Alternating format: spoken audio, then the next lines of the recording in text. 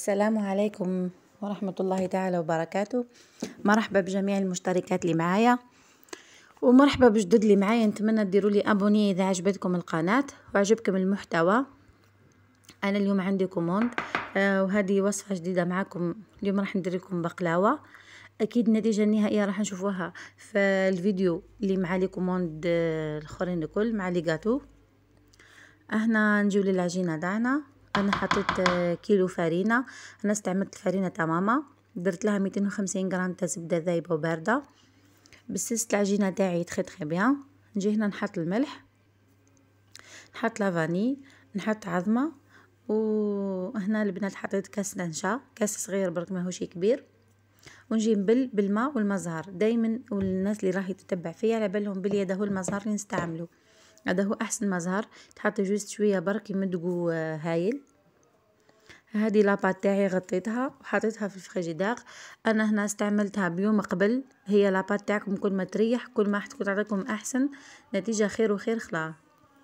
درتها بليله بقبل وهذه للغدوه من ذاك جيت نستعملها. هذا الكاوكاو تاعي كنت وجدته. البنات اللي ما عندهمش ميزان، انا هنا البلاطو هذا دالي كيلو و200 غرام.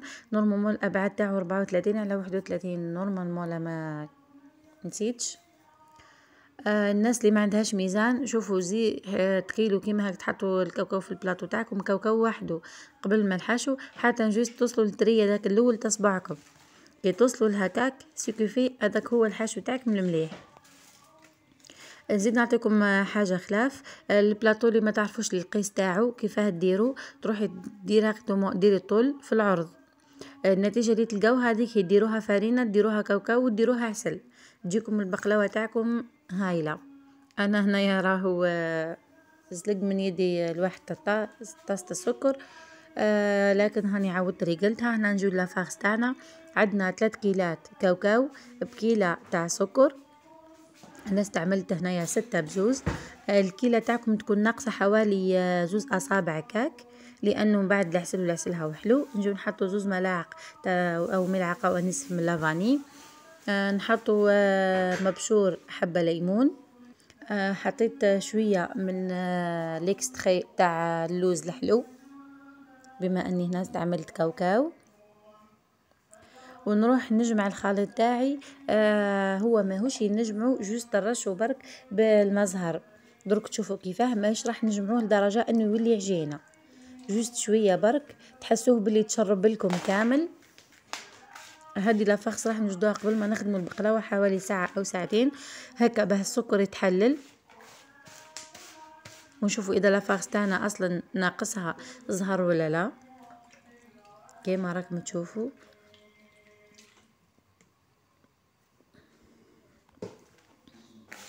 خاوتي لازمنا كامل نترحموا على اخواننا في سوريا وتركيا، يعني فريمون كارثه. هذا جزء قليل خلاه من تحذيرات او تنذيرات اللي راهو يعطينا فيها ربي سبحانه. جاتنا كورونا، جاتنا راهي هاد الكوارث الطبيعيه، يعني بزاف ناس ياسر راهي ماتت وراحت، صغار وكبار نساء ورجال. يعني والله الانسان من المستحسن هنا يولي يرجع يحاسب نفسه، يرجع يجدد إيمانه ويجدد النية، ونعاود نشوفوا وين رانا غالطين وش المنكرات اللي رانا نديرو فيها. يعني في مواقع التواصل الاجتماعي راهي صارية كوارث سبحان الله. تجي تحلي تلقاي ناس شبه عارية في التلفزيون كيف في الخارج كيف كي تمشي برا، انك تمشي مع باباك ولا اخوك برا تحشمي. عدنا نحشموا والله كي نمشيو برا مع خواتنا وابهاتنا. سبحان الله. راني حيرة في الاولياء اللي راهم يخليو في ولادهم خارجين كيما هك، في الازواج اللي راهم يخليو في نساهم خارجين كيما هك. تلقاي مرا كرشها لفمها وهي بسروال جين محصور خلاه المكياج كومبلي. البنات كيف اللي قاعدين يخرجوا من ديارهم، سواء اللي كانوا يقراو في الجامعه او تليسي ولا غير ذلك، درك نشوفوا فيهم في تسويان صغار خلاه وهما عقلهم راهو رايح لحوايج اكثر من عمرهم ياسر خلاه. راسهم ماهوش مع القرايه خلاه، مع حوايج خلاف خلاه. وين هو دور الاولياء هنا؟ من المستحسن تعاودوا النظر في اللباس اللي راه يخرجوا به اطفالكم برا. ترميوا العظم للكلب وتقولوا له ما تاكلوش. مستحيل. مادام طلقة بنتك برا والبارفان تشميها على 1 كيلومتر، ما تقوليش عليه يتبعوها ولا عليه يطوندوا بيها ولا عليه يدوروا بيها. الزنا راهي كثرت مشي ذا. كون جات المرأة سطرة روحها واللي لابسة لباس المحتشم اللي راهي تصلي به في الدار، هل الخمار اللي ماشية به برا تقدري تصلي به؟ مادام ما تقدريش تصلي به معناتها ما تخرجيش به برا. المكياج كومبلي اللي برا والروايح تصلي بيها، تصلي بالمكياج كومبلي زي ما هكاك، مادام ما تصليش به اذا ما تخرجيش به برا. ودرك عادوا الضوافر اللي راكبين عادوا كيفاه تتوضا وين الماء يدخل الظفر. هذه كامل احنا راني نشوفوها حوايج عاديه وحوايج تافهه، بصح والله ربي يعفو بينا ويغفر لنا كامل مني انايا وروح. ما كانش انسان مش قاعد يغلط، بصح من المستحسن نعاودوا نرجعوا ونعاودوا نثبتوا نفوسنا ونرجعوا نشوفوا رواحنا. الشيء اللي رانا نديروا فيه نعاودوا نعدلوه، نعدلوا صلاتنا، نعدلوا صيامنا، تحصين الأذكار. نهدر مني أنا وروح راني ما نحكيش بصفة خاصة. نعاودوا نرجعوا للوصفة تاعنا. هنايا لاباط قلت لكم بعد ما ريحت لي انا طيب درتها في الليل قعدت الغدوة من ذاك باه استعملتها. نجي هنا نقسم لاباط على 2، نصف راح نديرو من الفوق ونصف من التحت. انا هنا درت 5 طبقات من الفوق و5 من التحت. هذيك الكمية اللي قسمتها نزيد نقسمها على 4، نحل القرصات الرابعة ذوك بنشا، ونحط طبقة بفوق طبقة وبين كل طبقة ندير كمية قليلة من شا. هكاك دوك الربعة نزيد نعاود نحلهم على ضربة كل ما بعضاهم حتى نتحصل على خبزة كبيرة. دركو تشوفوا معايا في الفيديو.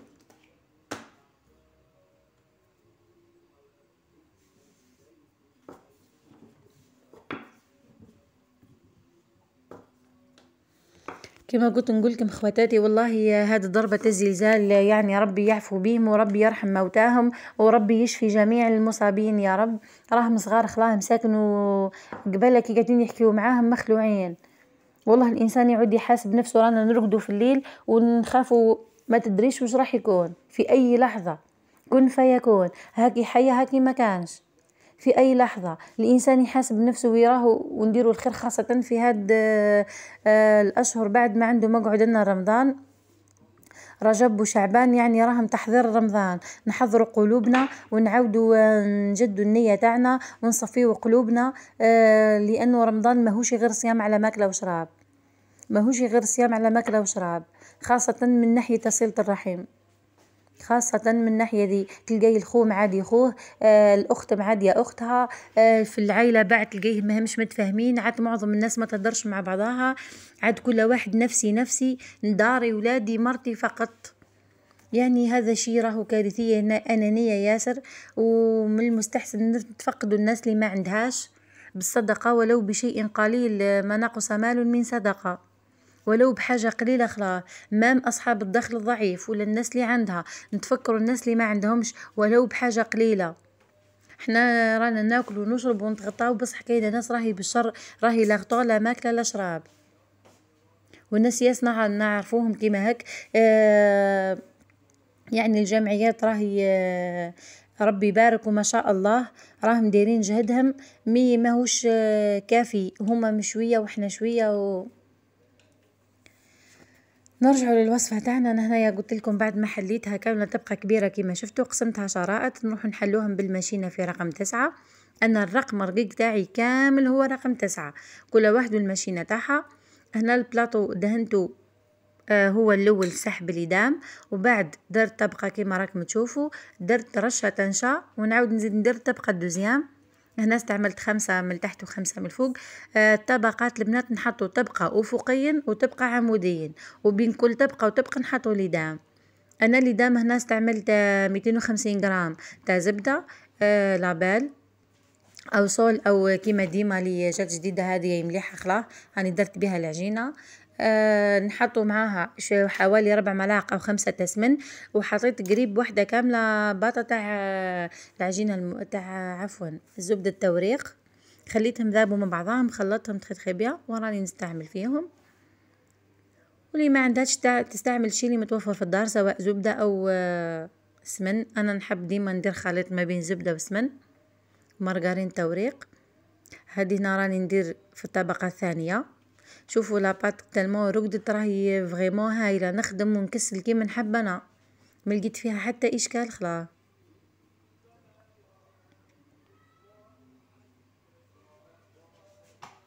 راح نكمل بهذه الطريقه طبقات في 5. تبقى برك البنات اللي راح نحطوا عليها الحشو ما نحطوش عليها ليدام، والطبقه الاخيره خلاص ما نحطش ليدام قبل ما نقص، نطبع الحبه تاعي ونقصهم من بعد باه ندير ليدام. كون تروحوا ديروا ليدام باه توليو تقصوا راهي تفسد لكم الشكل تاع الحبه.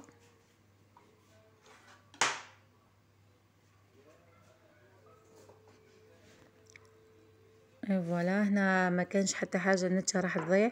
هنا هادوك الاطراف اللي بقاو لكم شويه مش راح يليقوا، نديروا لهم كيما راكم تشوفوا دركك في الحاشيه، نستغلوهم باه ما نكثروش علينا الخدمه، ما نعاودش نلم ونعاود نحلهم.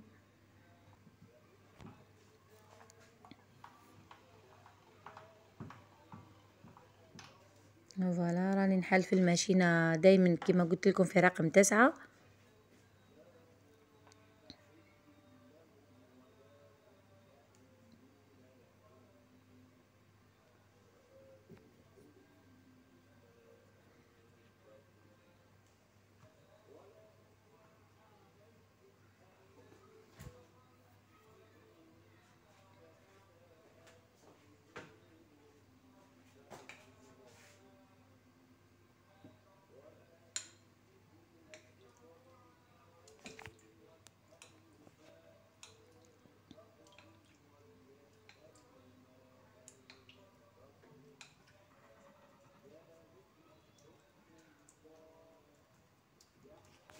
هنا راح نكمل الطبقه الدوزيام، نعاود نحط فوق منها ليدام هكا، ونعاود نزيد نروح لطبقه التروازيام. هنا عدد طبقات اختياري كل واحدة كما تحب، انا هنا نحب ندير 5 من فوق و5 من تحت، تجيني تساعدني احسن.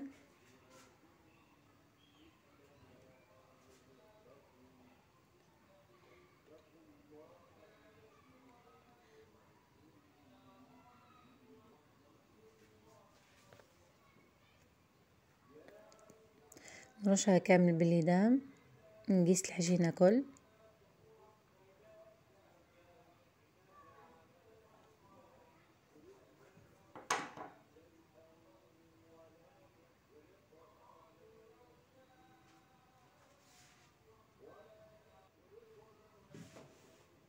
هنا نصيحة برك لجميع الأمهات اللي عندهم أولادهم صغار، بزيو لهم ياسر ياسر خلال على حفظ القرآن، على خاطر هذا هو الوقت اللي يحفظوا فيه مادامهم صغار عقلهم فارغ ويقدروا يهزوا كمية كبيرة، سواء بالأحكام. هو من المستحسن يعني القرآن بالأحكام يتحفظ هيك باه يلقاو حسابهم، وهذا هو الوقت اللي يهزوا فيه راسهم فارغ، ما تقولوش في سكولة والدروس ياسر. القرآن على بالنا كامل باللي هو بعد يعاونهم على الدراسة، القرآن بعد راح يعاونهم على الدراسة. ناس ياسر عندها فكرة أنه ولدي يقرأ في سكولة خلي نقرأ القرآن إلا في الصيف، وهذا خطأ كبير. خليوا الأطفال يتعلموا القرآن، ديروه كمادة أساسية. علاه في سكول الدروس نجريو على جال تقويمات الفروض، بصح القرآن لا، ديما نخليوه للصيف الوقت فراغنا وخلا. لازم نجعلوا القرآن نجعلوه حاجة أساسية في حياتنا، ما نجعلوهش كوقت للفراغ، وندوموا كامل على الورد. هنا نرجعوا الفيديو تاعنا. لا كملت الطبقة الأخيرة، نروحوا نثقبوها خاصة وين تلقاو دوك التنفاخ، ركزوا لي عليها تما تثقبوها مليح مليح. هنا نثقبوها باه من بعد كي تعود طيب لنا ما تفسدناش الشكل تاعها، ما تتفصصش. نجيو نحطوا الحشو كما قلت لكم الطبقة الأخيرة نحطوا عليه الحشو، ما نديروش ليدام. الحشو هاوليكم بعد ما ريح راهو مليح، ما نزيدلوش لا زهر لا والو. هنا حطيت الكيلو 200 كامل، هزتها لي كاملة.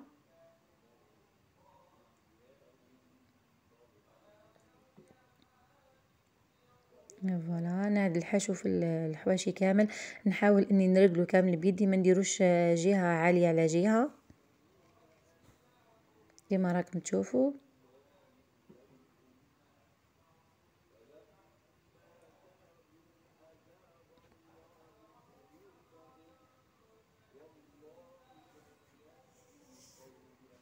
فوالا هنا هاني حطيت الحشو كامل. نروح نحاول اني نرجله.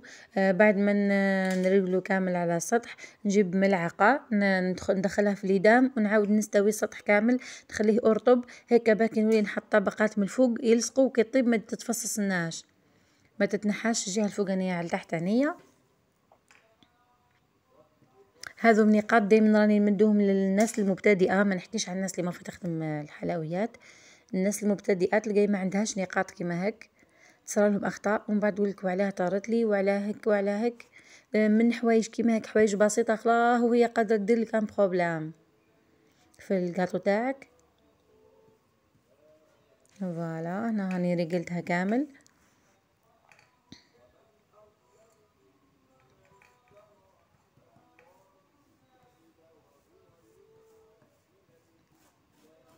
نجيب ملعقه كما قلت لكم نحطها في الإدام ونرجل السطح تاعي كامل، ما تبقاش هذيك الحروشه واقفه المكسرات تاعي سواء كان كاوكاو او غيره.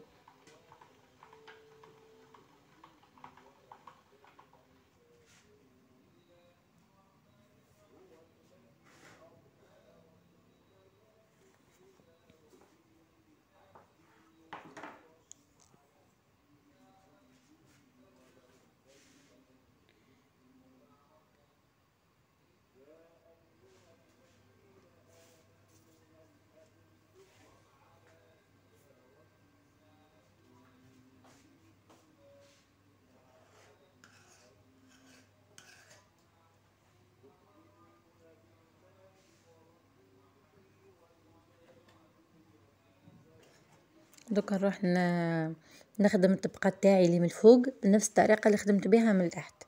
تبقى عمودي تبقى افقي، وبين كل طبقه وطبقه نحط ليدام هكا حتى نكمل 5 طبقات تاعي.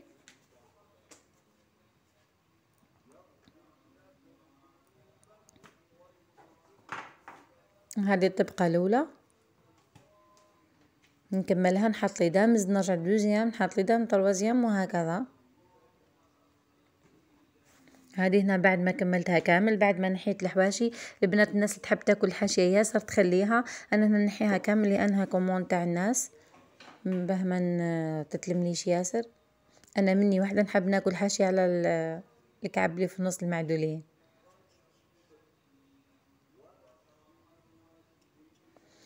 هذه العجينه اللي بقات لي قلت لكم استعملت كيلو فارينه مع كاس نشا هنا. بقات لي هاد الفاني هاد لاباط ماهيش حاجه كبيره، هنا تقدروا تستعملوها في اي حاجه خلاف طيبوها وديروها قطايف ديروا بها البجاويه ولا هذيك الحاشيه نعاود نعجنها ما نرميهاش. راهو الغلا البنات كل شيء راه طالع في السماء، يعني يا ربي يعفو بينا وفرات ما نرميو حتى حاجه، كل حاجه نستغلوها ونخبيوها، ما نهز شرمي يرمي برك. راهي الزبده وبشانها الكاوكاو راهو 52 الف الكيلو، يعني بلاطو كيما هك تاع بقلاوه كنا قبل ما يجيش حاجه خلاه، دركا راهو عدي سقام خلاه. هذا الطابع اللي نخدم به دايما فيه جهه معين وجهه مربع، الحبات تاعو ما يجوش صغار خلاه وما يجوش كبار خلاه. دورك تشوفوا معايا كيفاه نطبع، وبعد نجيب سكين ونقص القصان. هنا لازم سكين يكون ماضي، وكي تقصوا تضربوا لي كاع خلاه حتى نتحسوا روحكم قاعدين تقيسوا في البلاطو من تحت. شويه القصان تلموس هنا كي قصيت تفاصيل الفيديو انا نحط في روحي نصور وانا مش قادره نصور اصلا. فوالا كيما هيك نتراسي برك ما تروحوش تركزوا لتحت خلاه. شوفوا من هي شوي كي تركزت عليها بيدك فهبطت، ما نتركزوا جوست نتراسيو برك بيه، ومن بعد القصان يكون بالموس.